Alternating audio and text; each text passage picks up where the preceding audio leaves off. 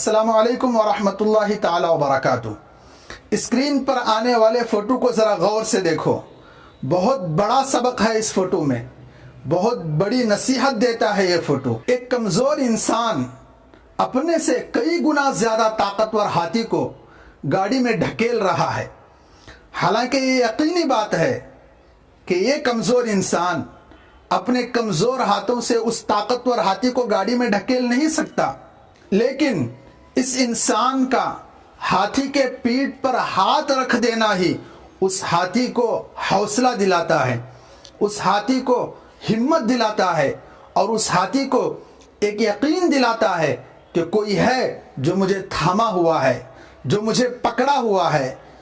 यही यकीन उस हाथी को गाड़ी में चढ़ने में, आसानी के साथ चढ़ने में मदद करता है। वो इंसान उस हाथी को अपनी ताकत के बलबूते पर नहीं चढ़ा रहा,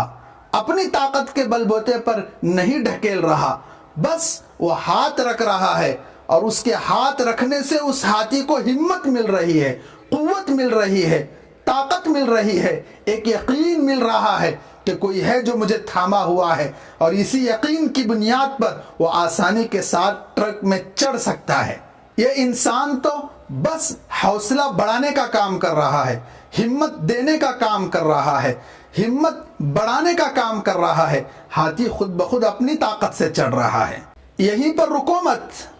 इस इमेज में रहने वाली सिचुएशन को गौर से समझने की कोशिश करो, गौर से कुछ सीखने की कोशिश करो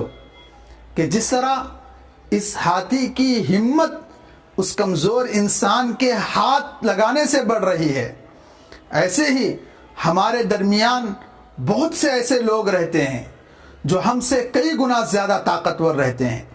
ज़हनी एतबार से हो, माली एतबार से हो, किसी भी एतबार से वो हमसे ज़्यादा ताकतवर हो सकते हैं और उनकी वो ताकत समाज के काम आ सकती है, कौम व मिल्लत के काम आ सकती है, इंसानियत के खिदमत के काम आ सकती है। बहुत से ऐसे स्टूडेंट्स और तालिब इल्म रहते हैं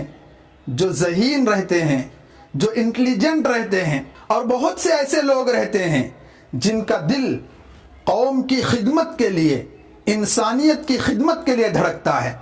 जिनके दिल में कौम मिल्लत और इंसानियत की खिदमत का जज्बा होता है, लेकिन कोई इनका हौसला बढ़ाने वाला नहीं रहता, इनकी हिम्मत को बढ़ाने वाला नहीं रहता, इन्हें मोटिवेट करने वाला कोई नहीं रहता, बल्कि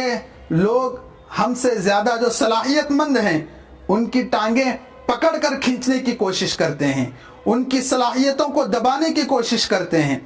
और उनकी सलाहियतों को छुपाने की कोशिश करते हैं, जिसका नतीजा यह होता है कि इन लोगों की सलाहियतें मिट्टी में दब कर रह जाती हैं। मैं आप लोगों से अदबन गुजारिश करता हूं कि अगर हमारे दरमियान, आपके दरमियान, हमारे आसपास कोई ऐसा फर्द है जिसके पास कोई सलाहियत है, उस सलाहियत की बुनियाद पर वो एक कामयाब ज़िंदगी गुजार सकता है, तो हम पर लाजमी है कि हम उसकी उस सलाहियत को उसे बताएं और उसकी सलाहियत पर उसको मोटिवेट करें, उसकी हिम्मत को बढ़ाएं, उसके हौसले को बढ़ाएं। मैं ये नहीं कह रहा कि ताकत के ज़रिए, क़ुव्वत के ज़रिए अपना माल खर्च करके, अपना वक्त खर्च करके उसका सपोर्ट करिए, बल्कि मैं तो बस ये कह रहा हूं कि अपने अल्फाज, दो अल्फाज के ज़रिए किसी को हम कामयाब बना सकते हैं। किसी के अंदर कोई सलाहियत है, मोहब्बत के दो अल्फाज, हिम्मत बढ़ाने के दो अल्फाज,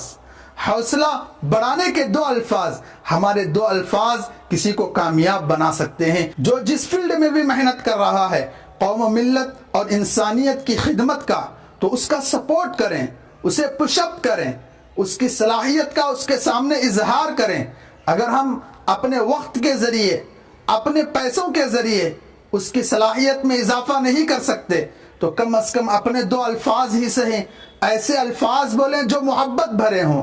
जो उसकी हिम्मत को बढ़ाते हों, उसके अंदर काम करने का जज्बा पैदा करते हों। कोई स्टूडेंट है, कोई तालिब इल्म है जो ज़हीन है, इंटेलिजेंट है, वो पढ़ लिख कर कौम का एक कायद बन सकता है, कौम का एक कामयाब फर्द बन सकता है, तो उसकी पढ़ाई पर उसकी तारीफ करें। کوئی کسی طرح کی خدمت کر رہا ہے، اس کی خدمت پر اس کی ہمت افزائی کریں. ہمارے دو الفاظ کسی کو کامیاب بنا سکتے ہیں. اس بات کو ضرور سمجھنے کی کوشش کریں.